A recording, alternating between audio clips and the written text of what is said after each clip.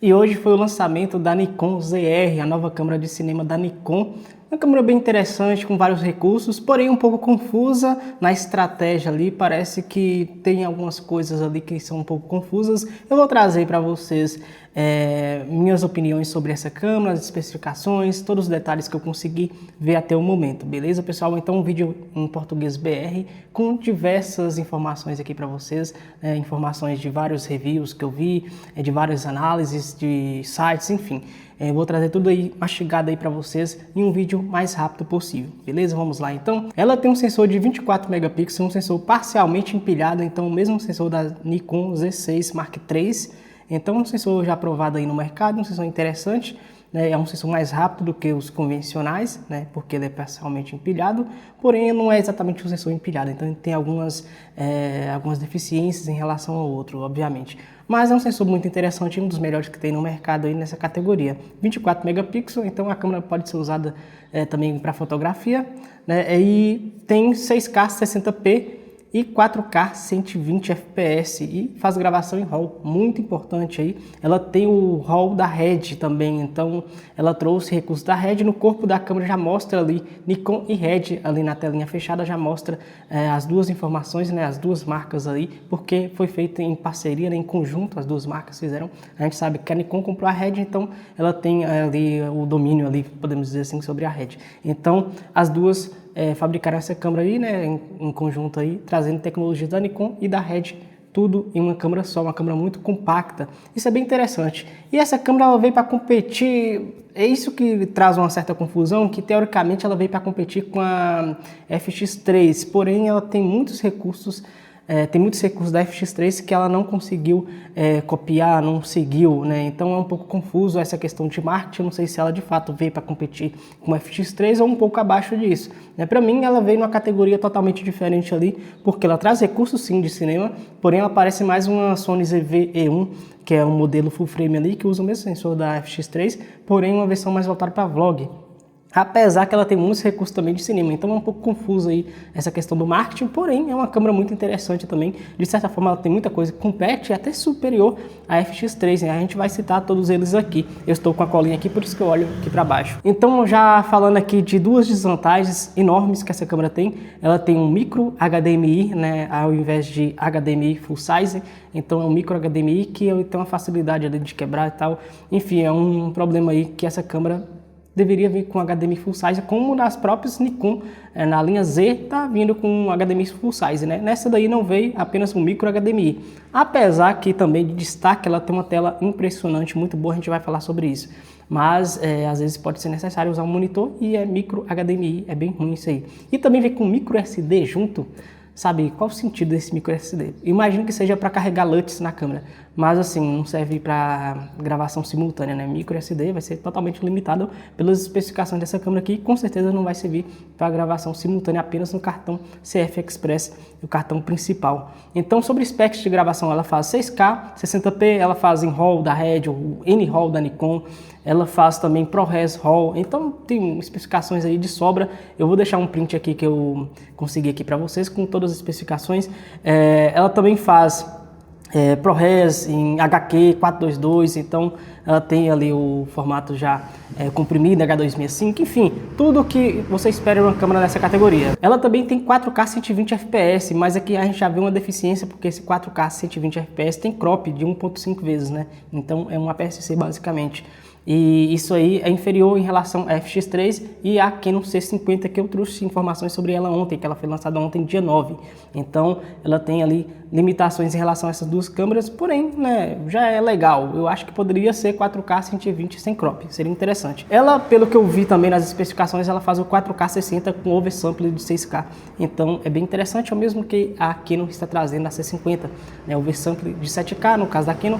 Nesse caso aqui, é de 6K por conta do sensor, né, que tem menos resolução do que a outra.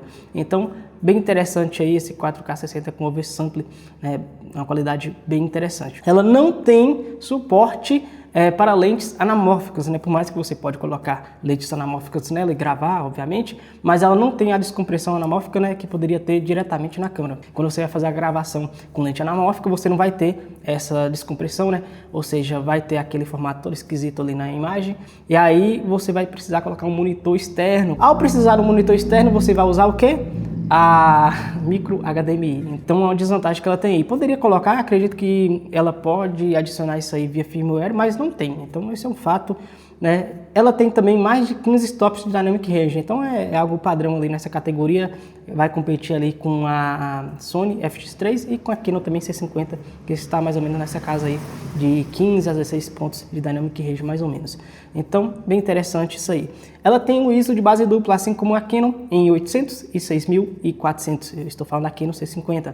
Então, é um pouco inferior à FX3, que também é um sensor de 12 megapixels. Então, a metade da resolução. Então, isso aí vai dar vantagem para a FX3 em baixa luz. Porém, já é uma opção interessante, né? Tem ISO de base dupla, ou seja, em 800 e 6400 você vai ter aquela tipo resetada, né, de ruído, que vai ter um desempenho máximo nesses dois ISOs bases. Então, bem interessante isso aí também. Recursos extras que eu posso destacar aqui para vocês. Ela tem essa pata de flash multifuncional, serve para flash e também para acessórios de áudio. É bem interessante isso aí, que você consegue adaptar outros microfones. Me parece que a Nikon vai abrir isso aí, o leque aí de possibilidades, né? Outras marcas vão poder fabricar microfones, né, de terceiros. Então, bem interessante isso aí também. Eu acredito que a Nikon também deve ter algum acessório aí que encaixa, né? Então, para a captação de áudios pode ser interessante. Mas é uma deficiência também na câmera, que na parte de cima, a gente vai falar sobre ergonomia daqui a pouco, mas ela não tem aquelas entradinhas de parafusos de 1/4 polegada para você conectar ali acessórios. O próprio acessório, né, aquele acessóriozinho, o handle que você coloca ali em cima da câmera não tem, ou seja, não tem toda aquela confiança de colocar um acessório e segurar por ele. Então, imagino que isso aí só vai ser possível com acessórios adicionais, com uma rig, né, uma gaiola adicional ali vai ser possível. Então, não é um problema grande, mas ela tem essa limitação que não é como a FX3 e aqui no C50, que já tem ali essas possibilidades. Sobre construção e design, ela tem um design ali um pouco diferente da FX3 e C50. Não tem uma ergonomia muito legal, ela não tem aquele grip que as outras têm, então uma deficiência. Eu acho que não faz sentido nenhum a marca fazer isso, né? Poderia colocar esse gripzinho melhor ali, uma ergonomia melhor, mas até entendo que dá para colocar uma gaiola, que vai ter ali esse acessório, então poderia ser diretamente na câmera como nas outras tem, para você não precisar comprar coisas adicionais ali e ficar inserindo. Mas é isso, né? Esse aí que a câmera tem, ela é limitada nesse aspecto aí, porque ela é um pouco mais compacta, um pouco mais reduzida aí. Não tem também aquele tanto de entradas de parafusos de 1/4 polegada para você colocar ali acessórios em cima, nas laterais. Não dá para colocar a câmera vertical no tripé, por exemplo. Você só vai conseguir fazer isso com uma gaiola. Então você vai ter que comprar uma gaiola para usar com essa câmera. Então é um pouco limitada nesse aspecto. Quando a gente vai ver ali sobre a tela dela, que é um dos destaques dessa câmera, a tela é enorme, de 4 polegadas, então é a maior que tem na categoria. A tela de 4 polegadas com DCI P3. Essa tela também tem 1000 nits, que é uma tela muito clara, muito brilhosa. Isso aí é importante para gravar externa. E tem mais de 3 milhões de pontos, então uma tela com muita resolução. É a melhor, provavelmente a melhor que tem aí em câmeras mirrorless, híbridas, enfim, provavelmente a melhor que tem no mercado. Ela tem, eu não me lembro se é 540 gramas, eu vou colocar o peso dela aqui, escrito aqui para vocês, 540 a 600 e pouco, eu não lembro exatamente o peso dela aqui, essa informação que acabou faltando, eu vou deixar aqui para vocês. Sobre o cartão de memória, né, ela tem entrada para cartão CF Express, tipo B, e micro SD. Esse micro SD, como já falei, provavelmente é para carregar LUTs e não para gravar nada. Então, ela tem apenas uma entrada de cartão funcional ali para gravar, e essa entrada de cartão fica junto com a bateria, então é um probleminha ali, poderia ser do lado, então sempre é pior, né? Eu tenho aqui na RP aqui, eu sei como que é isso, essa entrada de cartão junto, quando você está com a câmera no tripé, vai tirar o cartão para fazer edição, enfim, você tem que tirar todo do tripé, enfim, toda aquela burocracia, né? Eles mudaram também a forma que insere a bateria, então é bem diferente em relação às câmeras da Nikon e mirrorless, como a Z6 Mark III, por exemplo. Ela também tem um IBIS, coisa que aqui no C50 tirou, não colocou na verdade, né?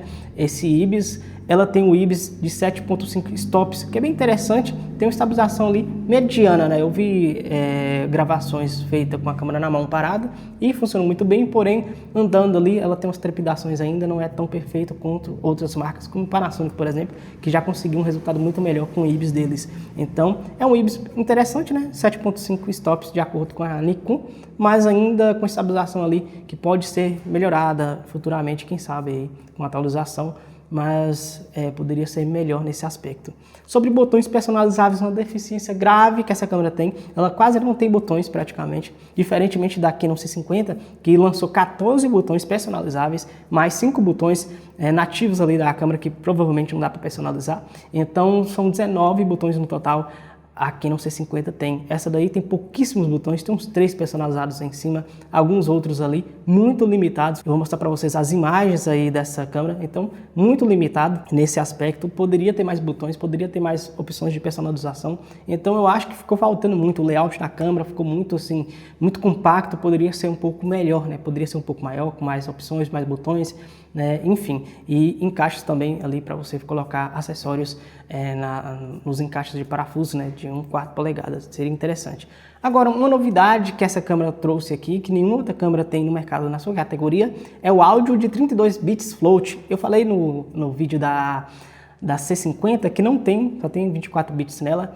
Essa daqui tem 32 bits float, então é aquele áudio que não estoura, é aquele áudio que você consegue recuperar, é tipo um áudio RAW, né? É um áudio de extrema qualidade ali, muito interessante, coisa que nenhuma outra câmera da categoria tem. Claro, né, que você vai ter que usar microfones de certa forma compatíveis, né? Se você usa talvez um microfone sem fio, que conecta e que faz a redução dessa questão de bits, né, que já tem ali os 24 bits, não vai virar um 32 bits nesse caso. Mas é interessante que ela tem aí essa possibilidade aí, esses 32 bits de áudio, que é muito bom, melhor que tem na sua categoria. Sobre superaquecimento, ela é uma câmera que não tem resfriamento ativo, ou seja, não tem ventoinha na câmera. Isso aí é bem interessante de um ponto de vista que a gente olha a câmera muito compacta, né?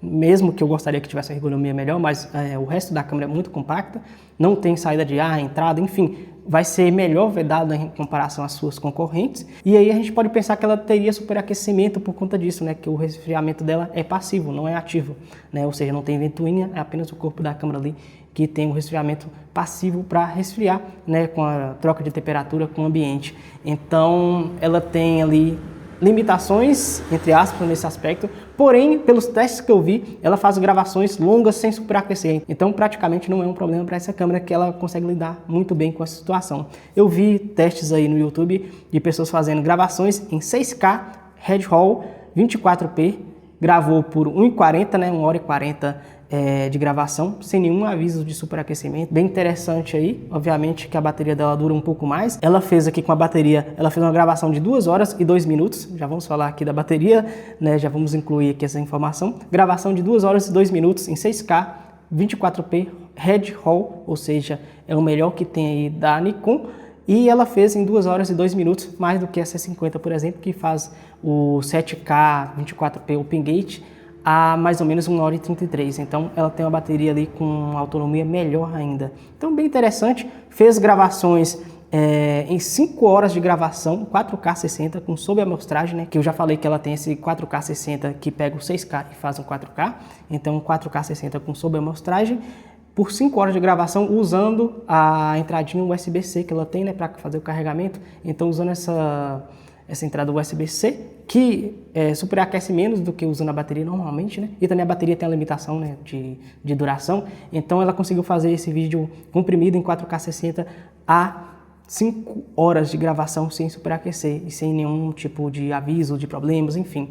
Muito bom, 5 horas de gravação 4K 60 é excelente. E também em Red RAW ela conseguiu 2 horas aí sem superaquecer, excelente resultado também. Sobre limites de gravação, essa câmera tem limite de gravação de 2 horas e 5 minutos. Então ela tem limitações em relação às outras que não tem normalmente. Então a Nikon, não sei porque ela tem essa limitação ainda, mas para mim eu acho que é super plausível aí, 2 horas de gravação. A gente tem que lidar muitas vezes com 30 minutos, como eu lido aqui no RP, então 2 horas é excelente, eu não vejo um problema grave. É claro, para quem quer fazer longas gravações, pode ser um problema, mas aí também a bateria não vai dar conta, enfim, tem outros problemas aí. A bateria vai descarregar um pouquinho antes, né, 2 horas, 2 minutos, 2 horas e 5, então é basicamente o tempo da bateria ali. Então, essa limitação para mim não é um problema grave nessa câmera não.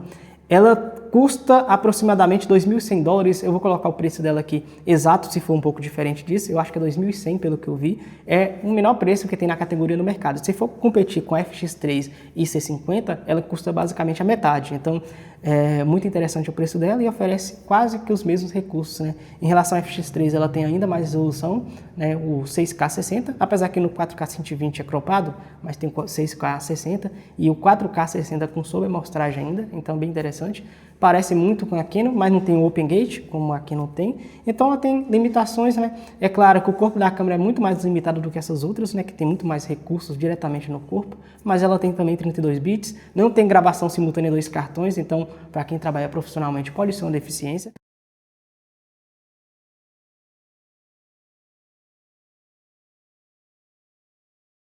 E é isso, se você gostou desse vídeo, deixe seu like, se inscreve no canal e até a próxima.